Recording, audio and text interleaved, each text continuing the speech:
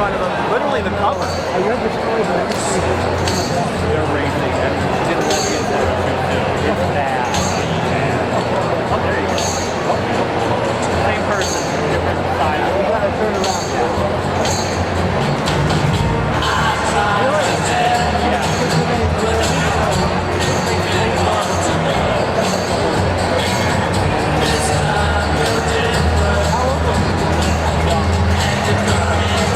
There you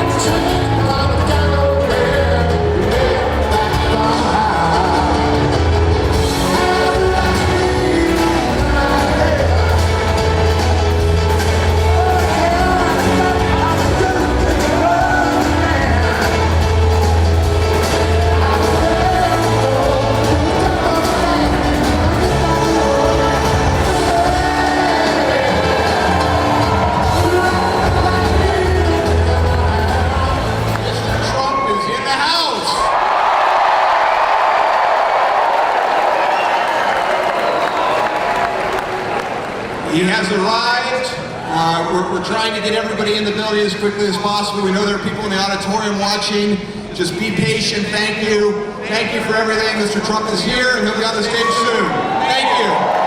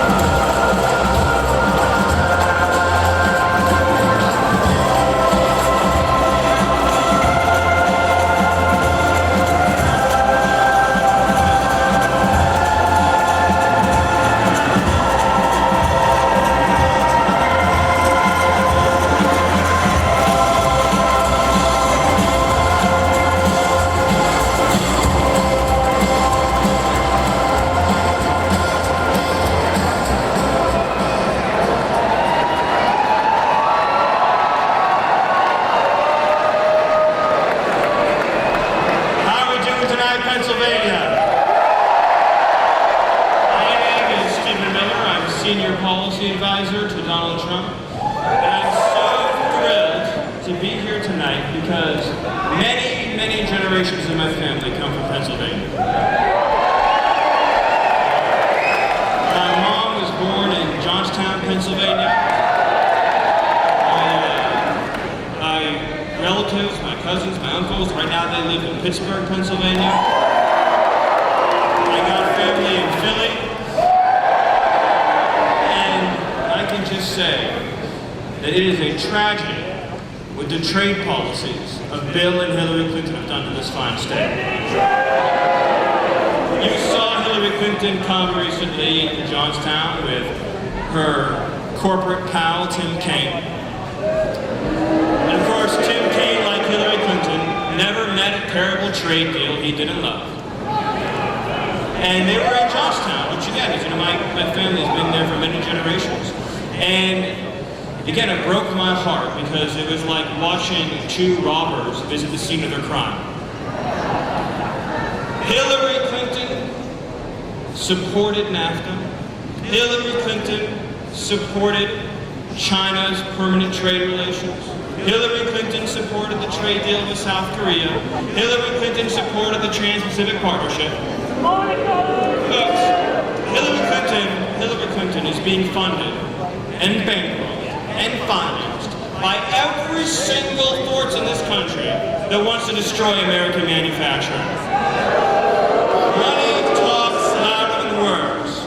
If you're a business interest that wants to ship jobs overseas, your money is going to Hillary Clinton. And Hillary Clinton, of course, she had a chance to do something for the people of Pennsylvania. When she was Secretary of State, she was our top diplomat. Now, she was negotiating with China. She was in charge of the so-called Asia pivot. And she let China steal hundreds of billions of dollars in America's intellectual property, rack up another $1 trillion in trade deficits, and destroy millions more American jobs. All while China was paying Bill Clinton for some speaking fees. A little shady, if you ask me. Hillary Clinton is the enemy of working people. And you know it's true, folks. And Tim Kaine is the enemy of working people. And the state of Pennsylvania is not going to send to the White House a Clinton-Kaine ticket to destroy America's middle class. And they're not going to fall for the lies. They're not going to fall for the corporate spin. They're not going to fall for the deceit. They're not going to elect a Clinton-Kaine ticket to pass the TPP, to save NAFTA, and to send our manufacturing jobs overseas. No, the state of Pennsylvania, the working men and women of the state, the children of the state, the grandparents of the state, every single person in this state who cares about their jobs is going to vote for Donald J. Trump.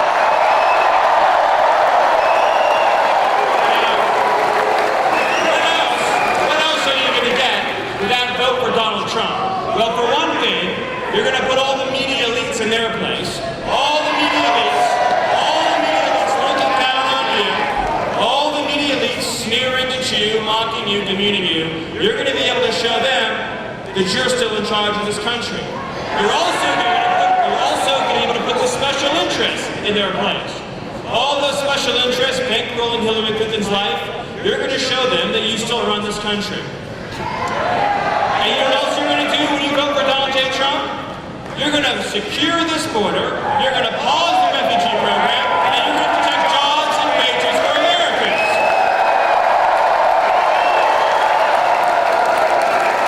So, let's just quickly review the choice.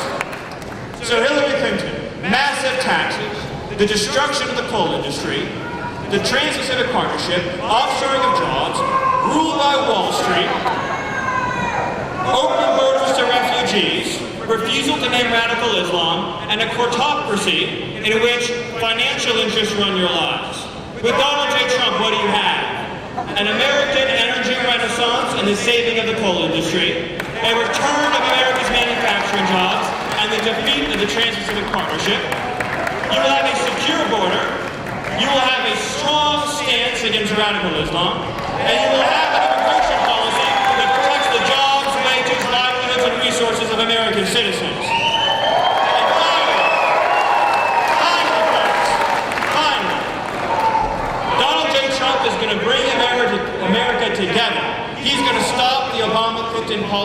a vision of separation by race, color, and creed. He's going to stand up to the politics of separation, and he's going to bring us all together as Americans. Because, folks, Hillary Clinton's globalism pulls us apart. It divides us by nationality and country of origin. It divides us by where our ancestors come from. It divides us on every single line imaginable. Donald J. Trump's Americanism brings us together. It says it doesn't matter where your family comes from. If you are an American, then your needs come first. So, I just have one more question for you. One more question for you. And there's a lot of media elites watching tonight. You have the cameras back there. You have all the reporters. You have everybody who thinks you're not entitled to the future you want.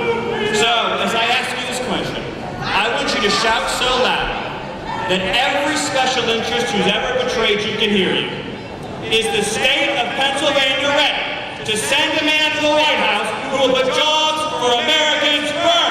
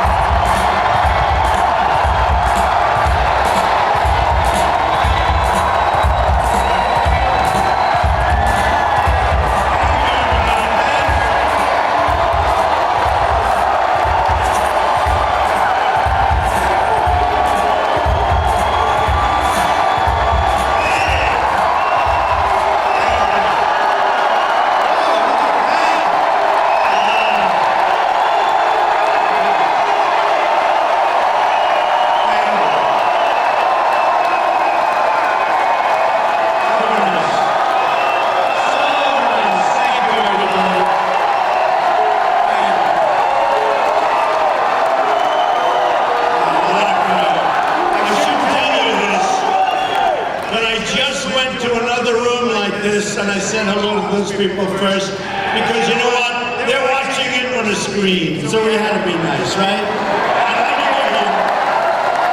And 2,000 people in the other room. And let me give you a little something else.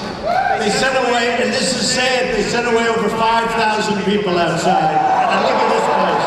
I want to thank the fire marshal because obviously we have a great fire marshal here.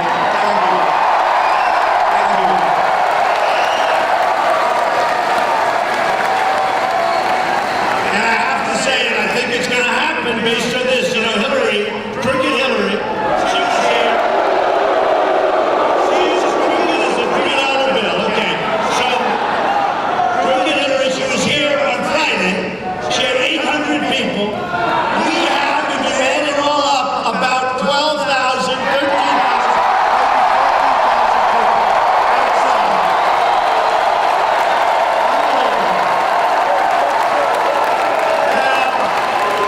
I don't know what that means in terms of November 8th, but it's not bad news. Do we agree? Republicans have not won the state of Pennsylvania. And look what you have. Your companies are all gone. Your jobs are all gone. You haven't won the state of Pennsylvania in 28 years. My guys are so sure of it, it's going to happen. There wasn't enthusiasm like this ever. Maybe ever. Maybe in 60 years, there wasn't enthusiasm.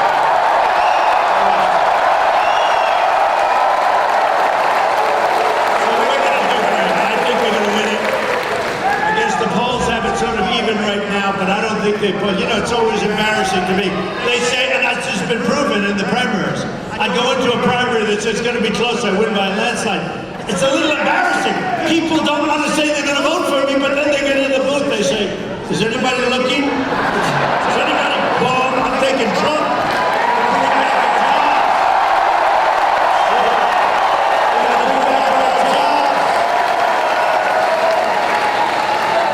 We're bringing back our jobs. So we have a couple of people here tonight, very special people. We have 3 people that have been so good to me. Congressman Scott Perry, where's Scott? Scott! He's a good guy. Lou Barletta.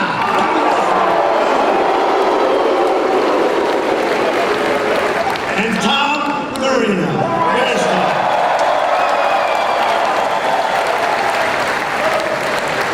These are great people. And they've been here right from the beginning. They want to win. They're tired of seeing what they're seeing. And we're going to win. Now, we have a woman. Beautiful woman, a wonderful woman. Lisa Gardner. Where's Lisa? Where is Lisa? Get Lisa up there. Where is she? She lost her job. She had a great job. She lost her job. She's been looking around. Her company, her division moved to Mexico. Not going to happen anymore, folks. Not going to happen. So, Lisa, wherever you are in this monster room, we all love you, right? Lisa. And, there she is. We're going to take good care of you, Lisa. So, it's been amazing. Nobody's seen anything like this. You know, they call it a movement. It is. Again, I love you too. It's a guy.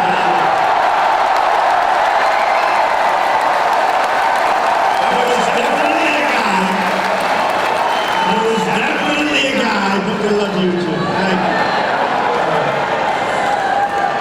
Now, this has been very special. This whole journey started on June 16th. Total of 17 people, one by one by one. Now we have one left. One left. One person left. We have crooked Hillary Clinton left. 4 more years of Obama. Supreme Court justices that will turn this country into Venezuela. You know, I said to somebody before, very important person, I said, even if they don't like me, which you do, even if they don't like me, they have to vote for me because I am going to pick great Supreme Court justices.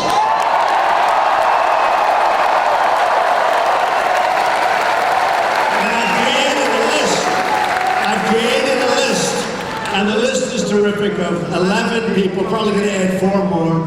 Federalist Society picked, all like fantastic people. People you'd be proud of. People like Justice Scalia, who passed away. People like Justice Scalia. So we're going to do something that's going to be really fantastic. Now, the biggest problem we have is the media, because no matter what happens, that's all right, go on home. That's all right, go on home.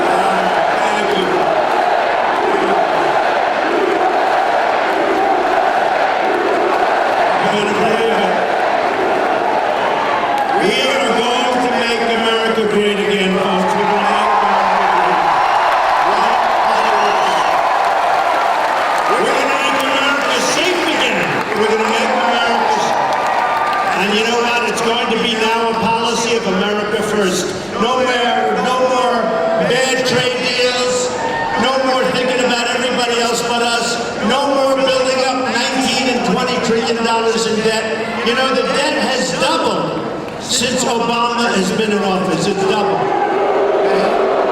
got to live with it.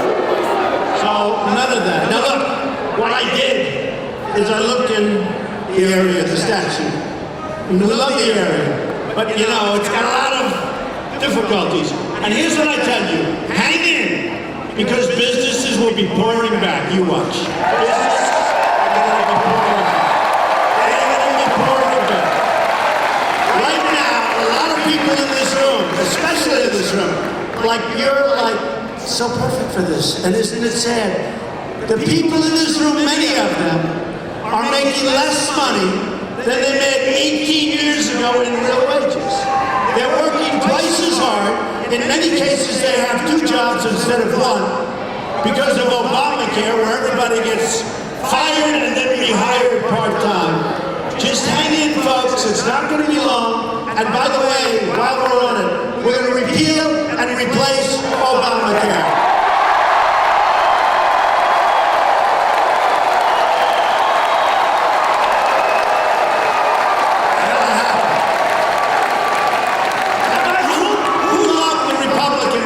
Convention. And we did such a great job, everybody. The RNC, Reince Priebus, the whole group, they did a great job. We had a far better looking stage and set, not even a contest. And we had American flags, you know,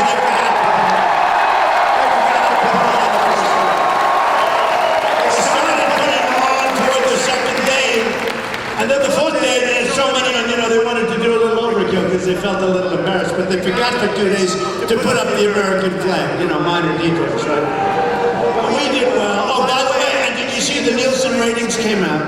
So my final speech against Hillary's final speech, not even a contest, won by 4 or 5 million people.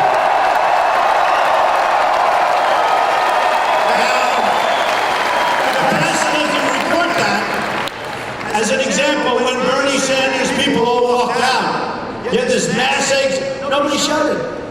And then when they showed Bernie very angry, they're talking about Bernie, because he made a bad deal. He should have not made a deal. He would have gone down and done something really important. Once he made that deal, and believe me, he has buyer's remorse. You know, this guy has buyer's remorse.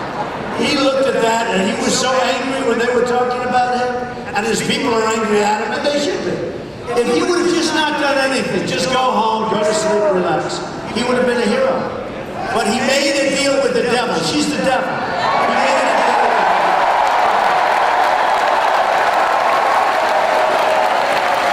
And when they had that camera on him, did you see?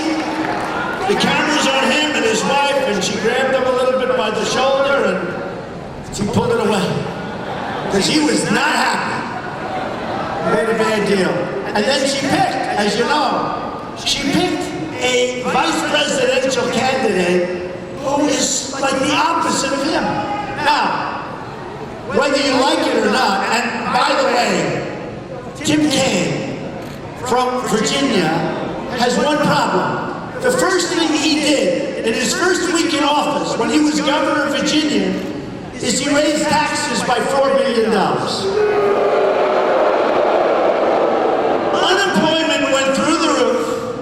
Unemployment went absolutely through the roof. And he's not even popular there. I don't get it. Well, our governor from Indiana, Governor Mike Pence, he's our VP. But Governor Pence, on the other hand, what he did was incredible. Indiana has AAA bond rating. They've just put away the biggest reserves they've ever had. The businesses, they're keeping them. I mean, Indiana has done amazingly well under Mike Pence, and they lower taxes. But think of it, AAA bond rating, very few states have that. So we have the right guy in Mike Pence, okay?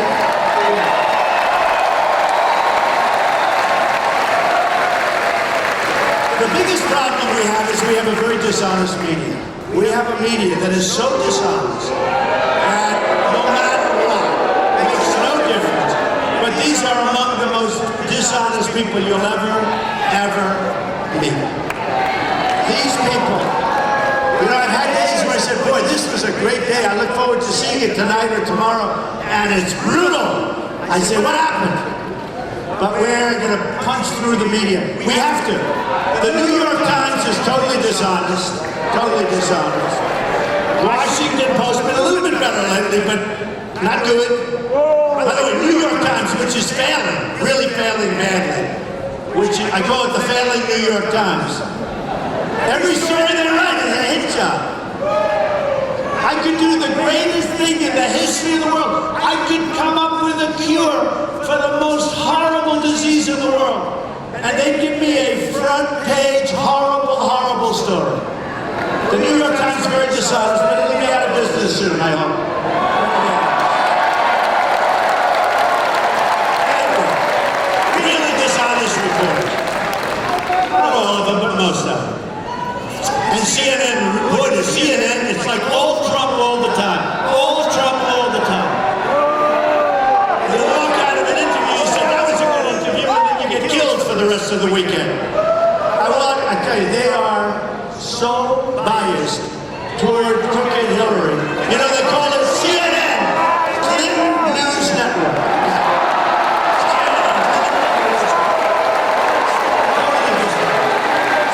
But hopefully a lot of people aren't watching it. Hopefully a lot of people. So I have to tell you this is very depressing. But we have to go over this because Harrisburg area, not doing too good. We gotta make it do good, right? You know? Mechanicsburg, what do you like better, Mechanicsburg or Harrisburg? Mechanicsburg. It doesn't matter until you get your jobs back. But the whole big Harrisburg area coming in was just, we're gonna get it back. Look, destruction of manufacturing in Pennsylvania was caused by Hillary Clinton's policies. Which are the policies? Remember this. Her husband signed NAFTA, which was the single worst trade deal ever in the history of this country, really in the history of the world. Okay? The Harrisburg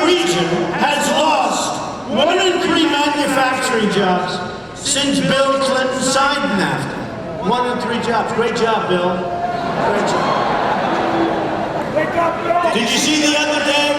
I've been saying we're going to renegotiate NAFTA, and if we can't make a great deal so jobs start coming back in this direction, we're going to go out and we're going to terminate NAFTA. We're going to get out of the deal, and we're going to go back to where we started.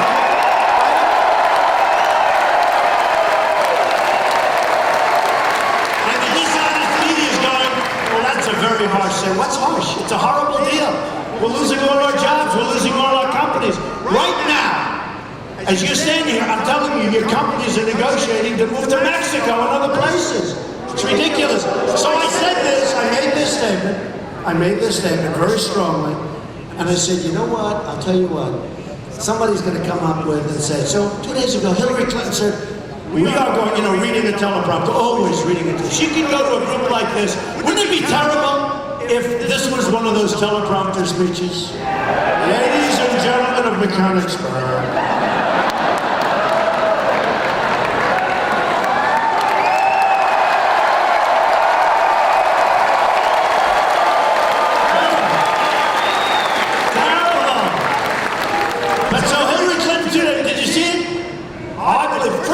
When I said I'm going to renegotiate NAFTA, I also said NATO. We're going to have the people that aren't paying, they're going to start paying. These guys, I say, Donald Trump knows nothing about foreign policy because he suggested that NATO this and that. No, I want NATO to pay. We got 28 nations in NATO. Many of them are not paying what they're supposed to be paying. In our businesses, we call it, they are delinquent. Now, in all fairness, seriously.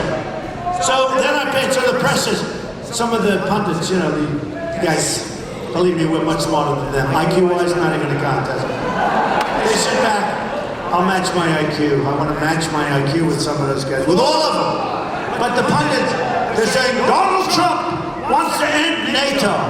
They don't talk about the fact, no. Now, NATO is obsolete.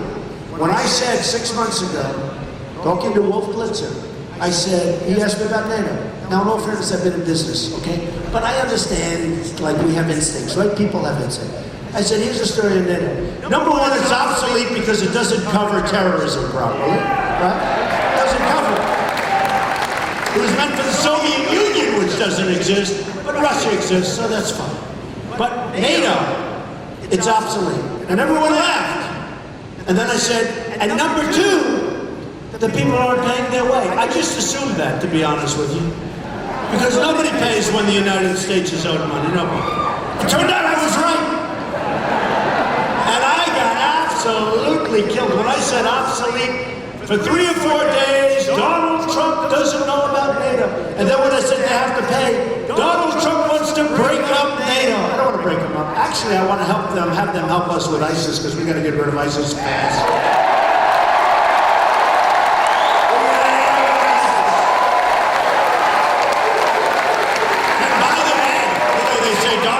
Donald Trump likes Putin. So here's the story. By the way, if we could get Russia to help us get rid of ISIS, if we could actually be friendly with Russia, wouldn't that be a good thing? That's okay. They say Putin likes Trump. I don't know Putin, by the way. But they say Putin likes Trump. And he said nice things about me. He called me a genius. He said we're going to win. That's good. That's not bad, that's good. Some of my opponents said, we want you to disavow that statement. Why would I disavow, okay? Why? But if we could get along with Russia, wouldn't that be a good thing instead of a bad thing? Hillary Clinton says, how dare he like Putin? How dare he? What are we doing, folks? What are we doing? If we could get along with Russia and other countries, if we could use these relationships to knock the hell out of ISIS, which is very, very costly in terms of our men and women, and in terms of money, okay?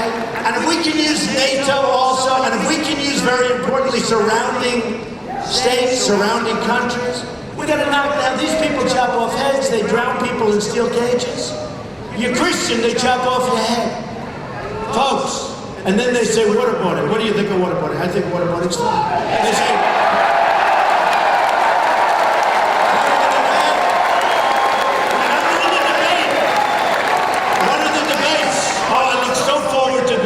debate with Hillary. I look so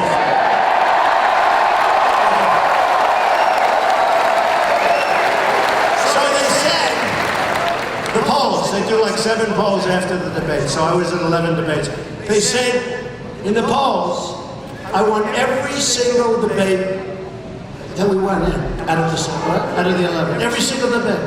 I look so forward to this, because honestly, when I'll give you an example. During one of the debates, they asked one of the people, I won't mention names, because most of them are with me now. A few still haven't gotten used to the fact that, man, did we beat them badly, right? They asked one of the people about waterboarding. You could see that person was very, very shy about it, didn't want to talk about it. Well, I don't want to talk about it. Then they said, what do you think about waterboarding, Mr. Trump? I said, it's fine, okay with me. It's okay with me if you can get it, you gotta get it approved. You know, we go with a whole different set of rules. They can chop off heads. They can drown people. They can bury you in sand. And we can't waterboard, okay? Let it off. It's very hard when you're not playing on a level playing field, folks. But if we don't get tough and smart and vigilant, we have to be careful. We have people like in San Bernardino. They saw that there were bombs in that apartment. They didn't turn them in. Why aren't they turning them in? They have to turn them in. And if they don't turn them in, they should be responsible for all those deaths. They have to turn them in. 100%. But you look at what's going on in Nice. You look at what's going on in France. A friend of mine, he loves France. I said, how you doing? Going to France? This is like a year ago, yeah. I said to him last week, how'd you like France? He said, France is no longer France, I don't go there. I said, I don't blame you. What's happened to France and so many other countries, we don't want that to happen to us, okay? Take a look at Germany. Take a look at Germany. You know, in England, in the UK, I said Brexit's going to happen, right? I said. So I'm like, the only one, it was like a 20% chance, breakup. The reason is because the people over in the UK didn't want to have these people forced in to their country that they don't know who they are, where they come from, no proper documentation. They look at the crime in Germany, they look at the crime in France and plenty of other places, including sections of Sweden now. They have small sections, pockets of Sweden. It's terrible. And here we are taking in thousands and thousands and thousands of people. And Hillary Clinton wants to increase the number by 550%.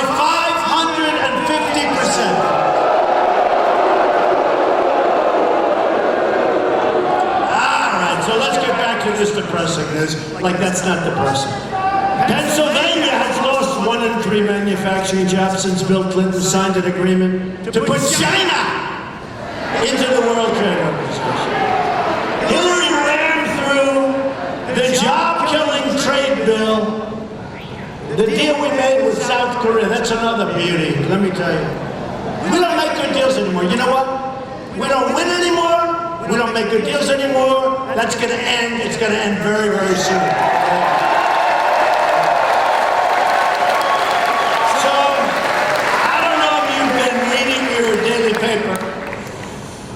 But 1.2% in GDP. In other words, we're sinking. One of the lowest ever. We're going down. We've got to change the rules of the game. We've got to keep our companies. We've got to keep certain people out that don't treat us properly. I'll give you an example. A friend of mine is a great, great manufacturer. He wants to deal in China. He can't get his product in China. It's better than the Chinese product, the same stuff. He can't get his product into China. But they send their product over here. And for nothing. No tax, no nothing. We're like the stupid people, you know that. They send their product in here. They're dumping steel. By the way, I'm going to protect your minds and your miners, okay? Because your miners are hard. Remember, so go back 6 months. when she made her famous statement that she's going to close the mines and she's going to take care of it in a very negative way. Those miners aren't going to have jobs anymore, right?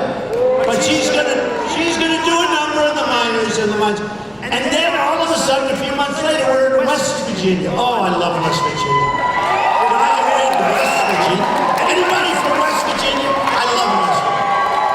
I got like a 38-point lead in West Virginia. I'm still going there at least once. I love it. We had so many people. Then you remember Hillary coming in, sitting around a table with that great miner who was having a really hard time. And she's trying to convince him, well, maybe I'll change my mind. You can't do that, it doesn't work. She can't change her mind. She wants to put the miners out of business, the mines out of business. She wants to put natural gas out of business. She wants to put, it's going to be a disaster. First of all, the alternative is so expensive. It's so expensive. And honestly, it's not working so good. I know a lot about solar, I love solar, but the payback is what, 18 years? Oh great, let me do it 18 years. The wind kills all your birds killed. You know, the environmentalists never talk about that. And I wouldn't exactly say it makes your farmlands look beautiful. You got all these windmills all over the place driving you loco when you look at it, right? The worst farms are the ones where each windmill is made by a different company. So you'll have like 50 of them. And you have all these different companies. You have different colors, different shapes, different sizes. Looks like a junkyard. And then they say, well, isn't this wonderful wind? And you know what? Everything has its place. Solar absolutely has its place. I think solar is going to be good as time goes by. But right now they have not perfected it. And you know, when you have clean coal, when you have natural gas, you're talking about a fraction of the cost. A fraction of the cost. But they're putting your businesses out of business. They're putting your jobs on the market. I went to some when I was in West Virginia. We had an amazing crowd like this. We had this massive arena, probably twice the size of this, maybe more. Beautiful, like an ice hockey arena. And the place was packed. We had 12,000 people outside that couldn't get in. So we put big speakers outside. And I got to know those people really well. I went there 3 or 4 times, and I talked to some of the miners. I said, did you ever think of maybe moving and going into a different business? And one of the miners called me over, he said, Mr. Trump, I gotta tell you, we love to mine. That's what we do, we mine. Our fathers mined, our grandfathers mined. We love to do that, that's what we wanna do, we wanna mine. And they wanna put us out of business. I have friends that own the mines. I mean, they can't live, they can't eat. The restrictions environmentally are so unbelievable, where inspectors come 2 and 3 times a day. And they can't afford it any longer. And they're closing all the mines. And the miners are being put out of work. It's not going to happen anymore, folks. We're going to use our heads. And you know who uses the coal? China uses the coal. China. Good old China. They're always there for you. Because they like to produce those products as inexpensively as possible. And they don't clean it like we do. They use it. They don't clean it. So they can use it, we can't. We make these environmental deals where we have to adhere immediately, and China doesn't kick in for 25 years. Great negotiating, fellas. Great negotiating. So here's another one. So the U.S. trade deficit with TPP, by the way, Trans-Pacific Partnership is a disaster for Pennsylvania. It will be, I think, as bad or worse as NAFTA. And it's a disaster. So Hillary Clinton a year ago called it the gold standard of agreements. Such a gold standard. China is waiting for the back door. They're not in it. But they're waiting to come in. They're watching. It's 5,000 pages long. And like Obamacare, remember when Obamacare was like 2,500 pages, nobody read it, then you had the guy from Harvard or Yale that said it was a scam? Do you remember we forgot about that guy? What was his name? We forgot about that guy. He said it was a totally scam. Who was he? Right, that's right, Jonathan. Good old Jonathan. When he went around bragging to a class of people that he thought was going to be quiet, it's a scam. It's a total scam. And people forgot that. But we'll remind them during the election process, right? 2 weeks, everybody. 2 weeks. But TPP is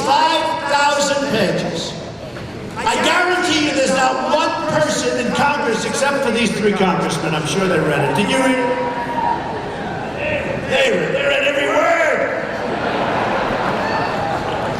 They better have read it. But other than these three guys who really are big guys, nobody read it. Now, the other countries, every word, every comma, every paragraph, every sentence, they fight it, they negotiate. With us, we have nobody that reads it.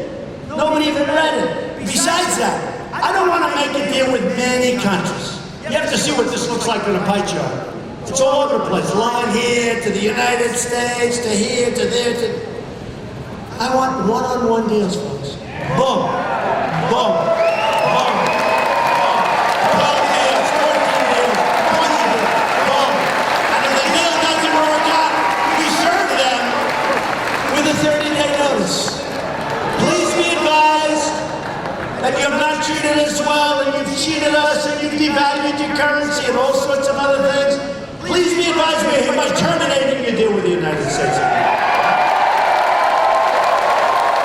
you know what happens then?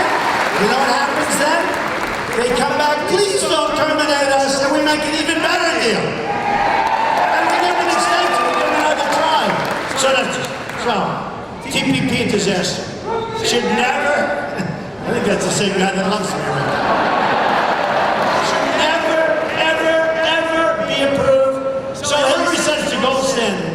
She saw me speak about it, talking about the fact that they don't do currency devaluation, which is, by the way, the single biggest tool that countries use to take advantage of the United States. Currency devaluation.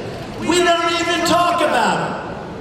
We don't even talk about it in the TPP. So she saw me, and she said, wow, I'm going to not approve it. So she announced that she wasn't going to approve it. The funny thing, she also announced that she now wants to renegotiate trade deals. Sort of same way. Can you imagine that? And when I first said I'm going to renegotiate with NAFTA, they all said, that's terrible. He's going to renegotiate. They've been killing us. You know, it's an amazing thing to me. I'm a conservative person. I'm more conservative than the people that think they're conservative. But here's the thing. They talk about free trade. Free trade. I'm a free trader. The problem with free trade is you need smart people to negotiate your deals, right? We don't have smart people. We have the smartest people, but we don't use them. We use political hacks. So free trade's fine. So one of these guys standing right back there, look at all those cameras on. All live television. How would you like to do this twice a day, every day, live television? Nobody else has live television. They all have no television. And they get up and they read 22 minutes of speech. Ladies and gentlemen, thank you very much for being here. Same speech. And they'll read it 200 times. 200 times during the campaign, like a primary. And then they wonder, how come Trump beat us?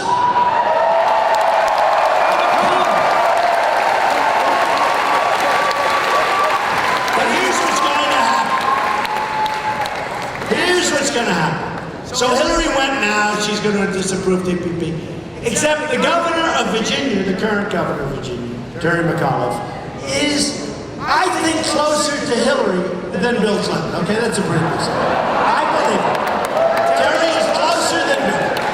He knows her better than Bill does.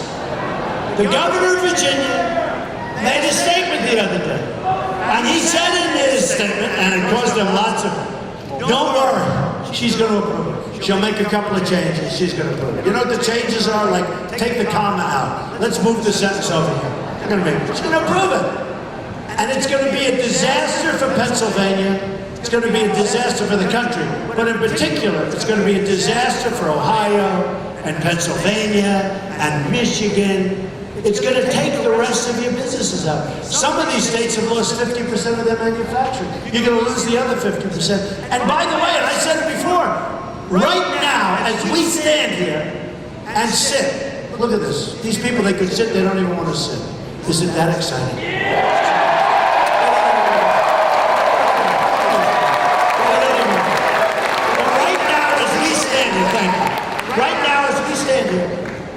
Mexico and your companies are negotiating to leave Pennsylvania. They're going to be leaving you like flies.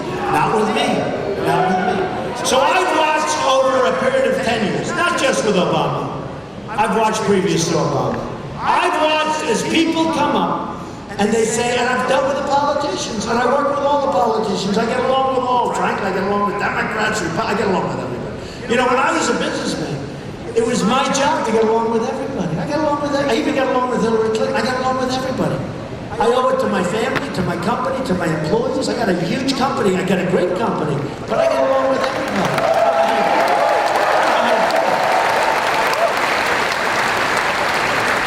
But just remember, when it comes time to make these deals, and by the time you go home, let's say 25 times there'll be another company left. Because I have a list of companies that have left the state of Pennsylvania that I'm not going to read because it's horrible.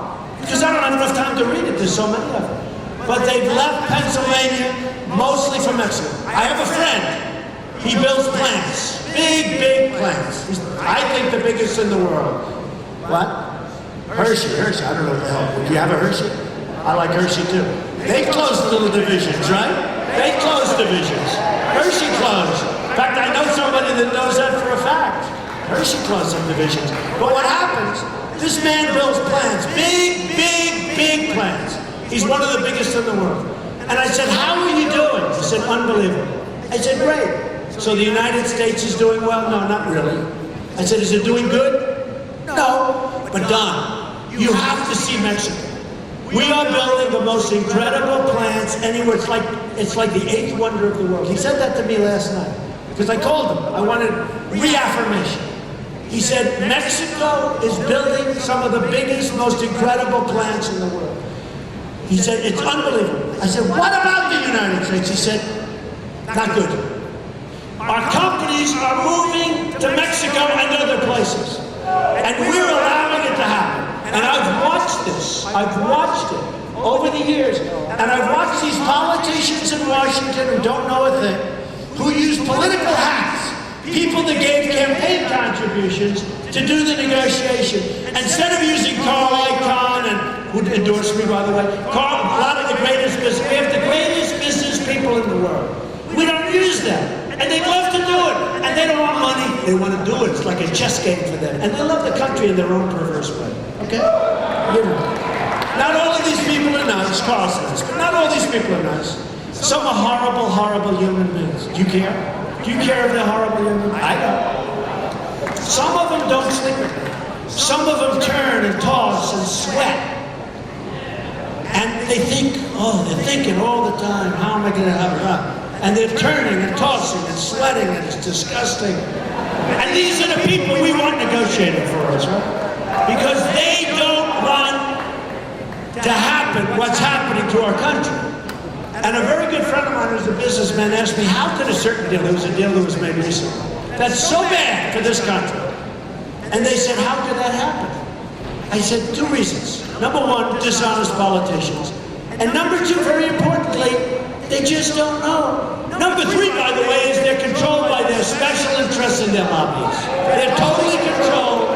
Now, let me tell you about that, because that's interesting. So, as you know, I funded my primary campaign. I don't want money, So I funded. So I'm in for like $60 million. That's a lot of money, you know. Especially considering everyone said, he's never going to run.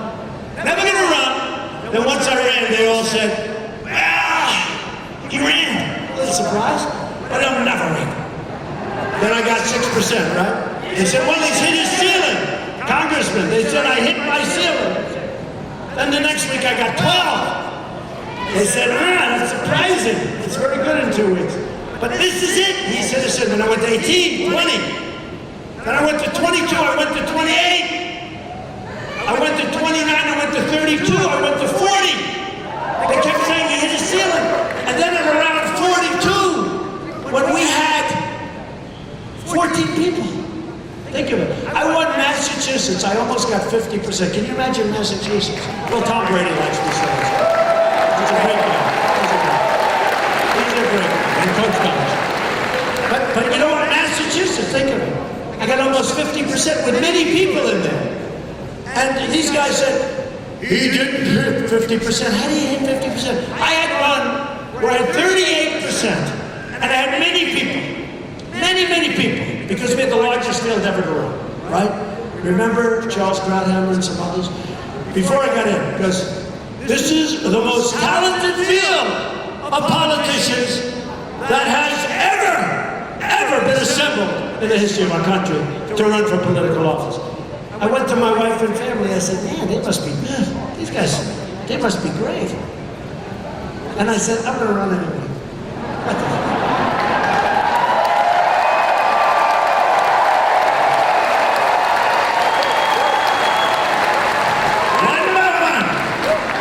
And here we are. And you know, I'll tell you what has happened. So many people have said, this is one of the greatest movements ever in the history of American politics. And don't forget. So we have another room almost this size with almost this many people in, but we have 6,000 people, I was just told, outside that have been forced to leave. This is like peanuts compared. We've had 41,000, 35,000 people. But you know what? It's a movement like they've never seen in this country. And I say it because he's a smart guy, and there are others that have said the same thing. Bill O'Reilly said that Donald Trump and what's happened with politics under Donald Trump is the single greatest political phenomenon I've ever seen.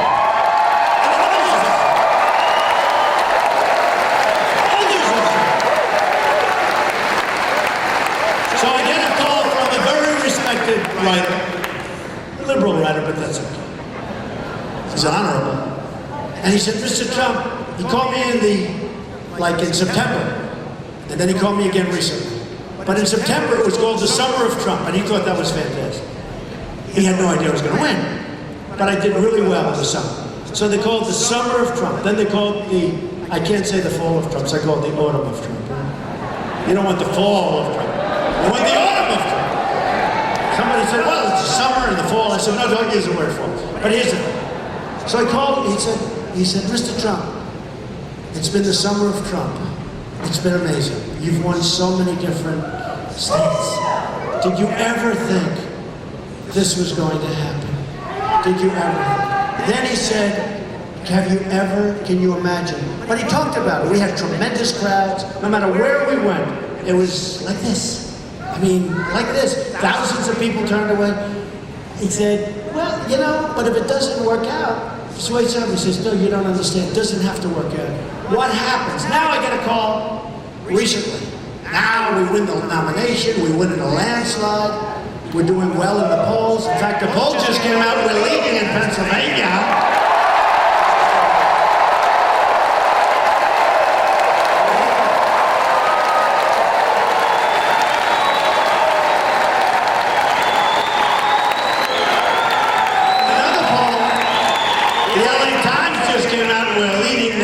We're doing great. We're leading in Ohio. We're doing great. Look, who knows? But he said, it doesn't matter if you win or not. What you've done is going down in the history books. I said, you don't understand. You don't understand. If we don't win on November 8th, you got to get out and vote. If we don't win on November 8th, I will consider this a tremendous waste of time, energy, and money. Believe me. Because you can't do what we have to do. We can't do what we have to do to make our country great again. We can't do it. So what's the purpose of it all? I would have rather lost a year ago. Would have been easier. So here's the story, folks. We have to get out. We have to get out on November 8th. You have to get every friend. You know, probably because I know this country very well, and sadly, like Bernie Sanders, you know, I told him, I said, the election's rigged. With the superdelegates, it was rigged. He never had a chance. He never had a chance. You look at what happened with this person that ran the DNC, right? You look at what happened. Debbie Wasserman. Did Hillary, you know, I heard that she got fired so fast, but I heard that Hillary actually hired her for her campaign. You know why? I know why. Because she was crooked. She's fired, and now Hillary hires her for her campaign and pays her with the campaign contributions that are monstrous. Okay. Now, speaking of campaign contributions, folks, speaking of campaign contributions, we have had, and I have to tell you one, I have to show this. I just wrote it down very simply. Hedge funds, Hillary Clinton, these are people, and some are friends of mine, I just don't want their money, and forget it. These are people, and by the way, so I funded my primary, and the general election, I'm putting up money, tremendous money, but we're raising money, and we're raising a lot of money on a small basis, you know, with the people for $25, $50, $100. And it's going to be announced tomorrow or the next day. We've raised, we think, about $35.8 million. This is unheard of for Republicans.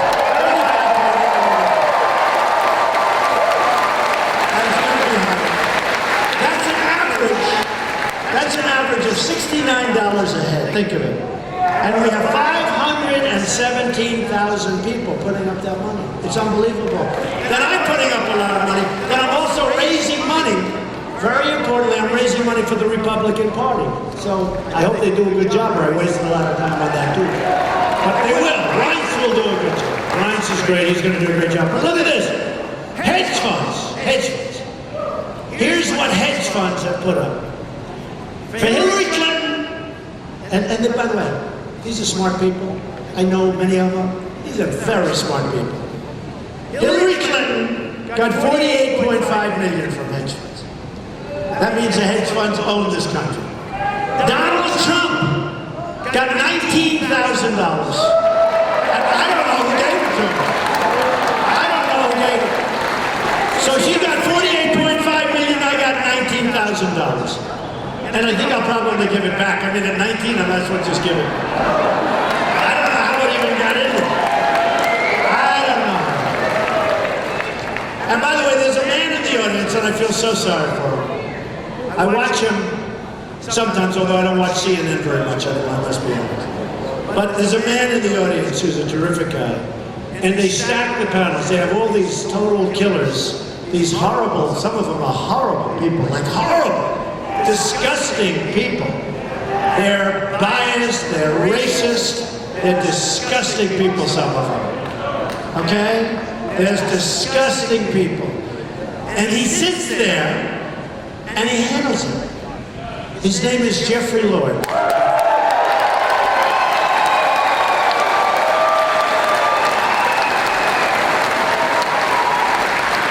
And sometimes they'll have panels. And these are haters. These are people that hate. You know, these are real haters. And you'll have panels 5 to 1, 6 to 1, 7 to 1 plus the announcer. 7 to 1. I saw Jeffrey one night. It looked like they had like 6 people. Every one of them was a killer, a hater. And I watched, the announcer was also a hater. So it's Jeffrey against the world, right, Jeff? What can I do? But I don't watch anymore because, you know, when things are unfair, I just don't watch. That way you stay young, you stay handsome, right? I don't watch it anymore. I don't watch CNN anymore. It's too unfair. Fox has been treating me very nicely.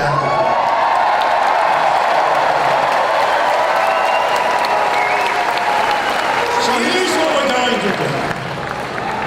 We're going to make sure that our jobs don't leave anymore. And let me give you an example. The great Bobby Knight endorsed me in Indiana. That was the end of Indiana.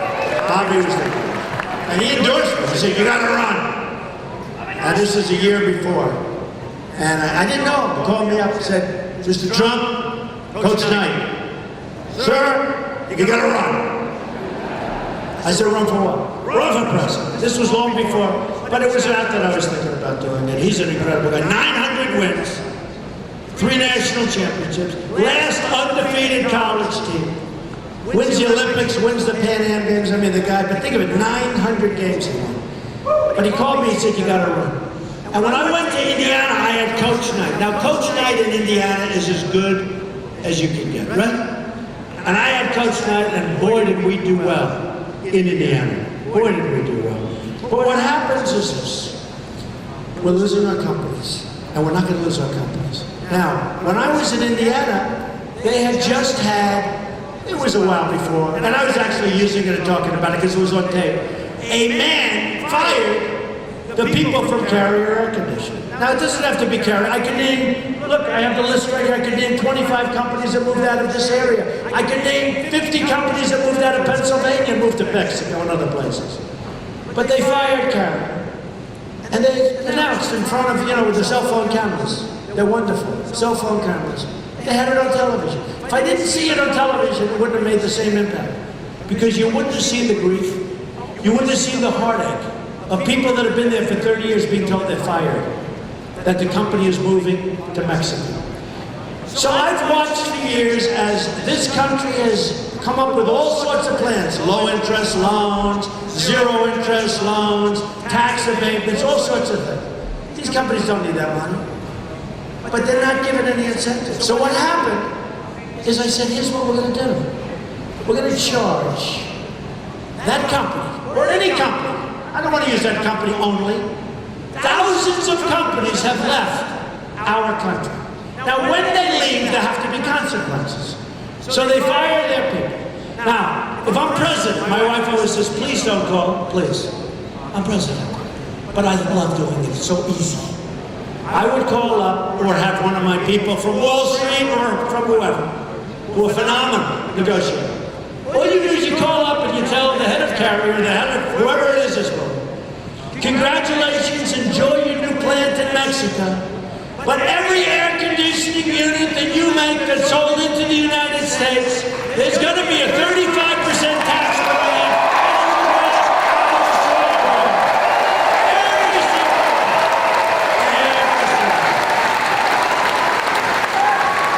Okay? And here's what's going to happen.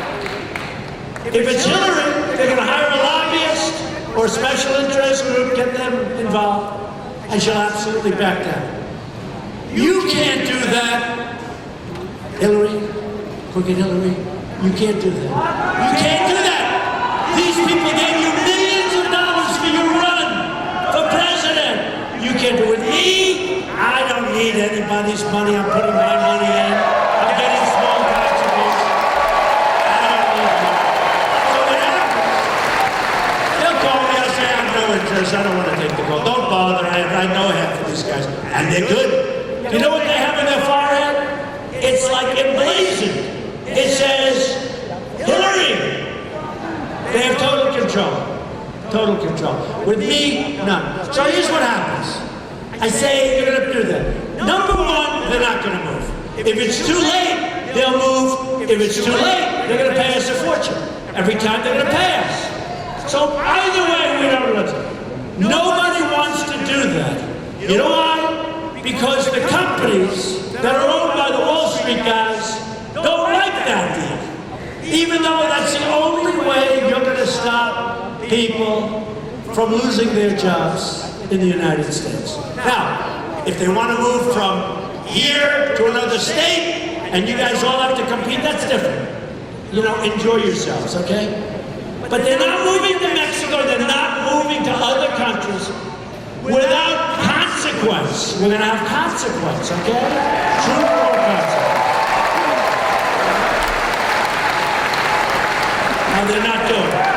So, I guarantee you that Carrier or any one of the thousands of companies that have moved or are going to move will call up and say, Mr. President, we've decided to stay in Indiana, or we've decided to stay in Pennsylvania,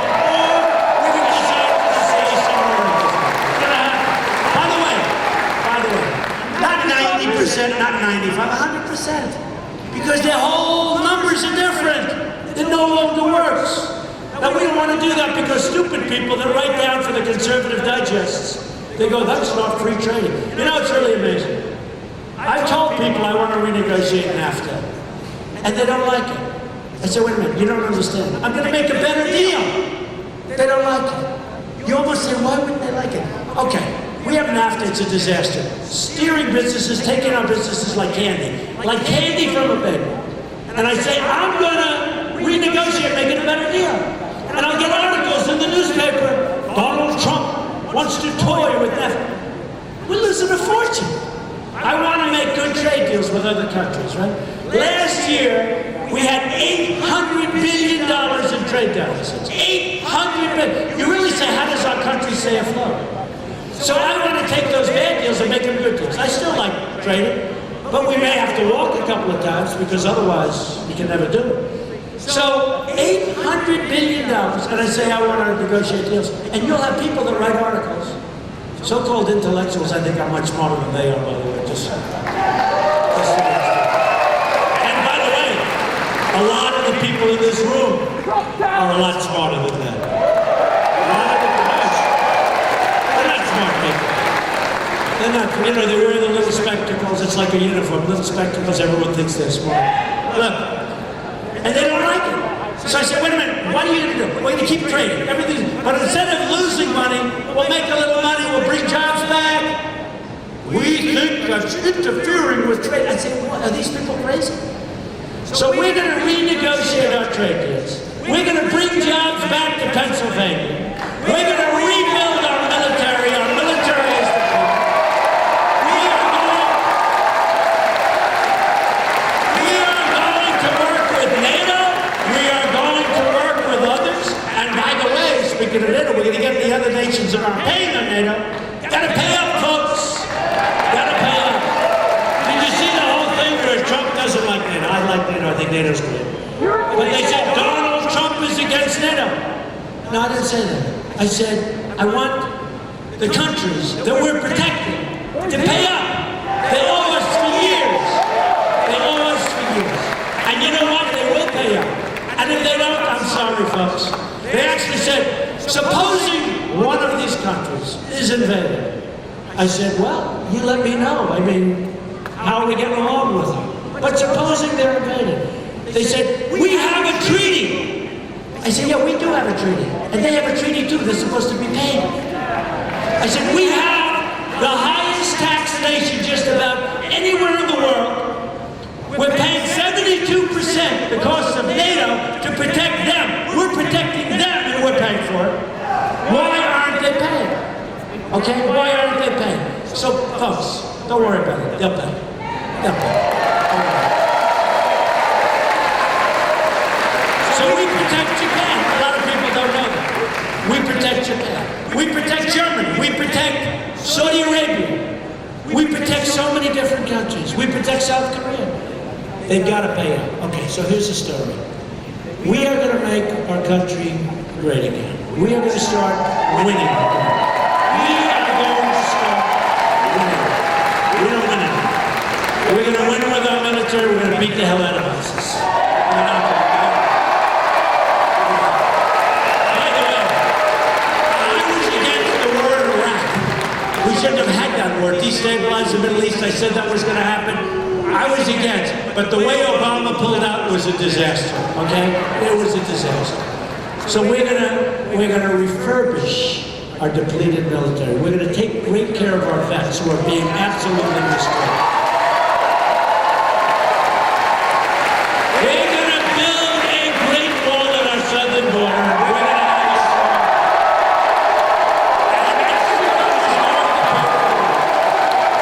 Mexico's gonna pay you.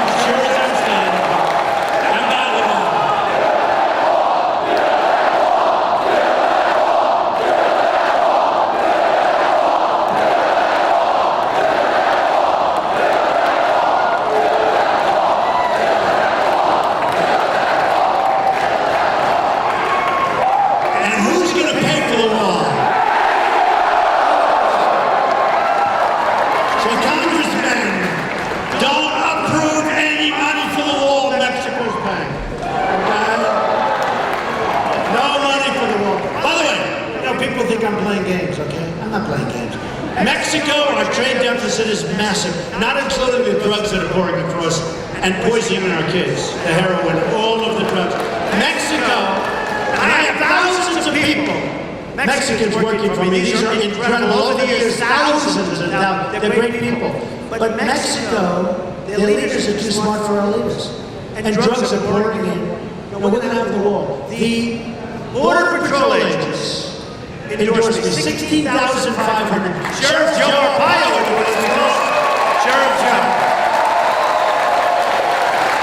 But somebody said, you're not going to really get to Mexico. They used to say, you're not going to build the wall. I said, absolutely. Now they understand that's an easy one, right? China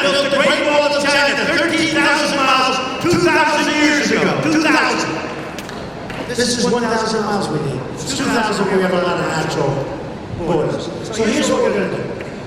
We're going to get Mexico to pay. We have a trade deficit that is so enormous with Mexico. Mexico is making a fortune off the stupidity of our country. So Mexico's going to pay. They'll be very nice about it. Believe me, they're going to be so happy. They're going to be so happy to just have paid for it. They're going to pay for it. So we're going to have a strong boat. We're going to have a great military. We're going to have all of the things I said. We're going to protect our Second Amendment, right? We're going to protect our Second Amendment. We got to get out of it. The NRA endorsed me very early. NRA, great people. They endorsed me very early. We're going to protect our Second. We are going to get rid of Common Core. We're bringing our education. 100%. 100%. We are going to make great, magnificent trade deals. We're going to bring our jobs back to our country. We're going to have strong, powerful deals that bring our jobs back to Pennsylvania and to Ohio and to Michigan and everywhere they've been sold. And here's the story, folks. We're going to start winning again. We're going to win so much. There's going to be a delegation sent to the White House, headed up by our three great congressmen, and Jeffrey Lord is coming along. And they're going to say, Mr. President, the people of Pennsylvania can't take it. You're winning too much. You're making too many great deals, Mr. President. They just can't take it. They don't want to win that much. And I'll say to them, I'm sorry. I'm sorry. We're going to win even more because we're going to make our country great again. Thank you, everybody. Thank you, everybody. Thank you.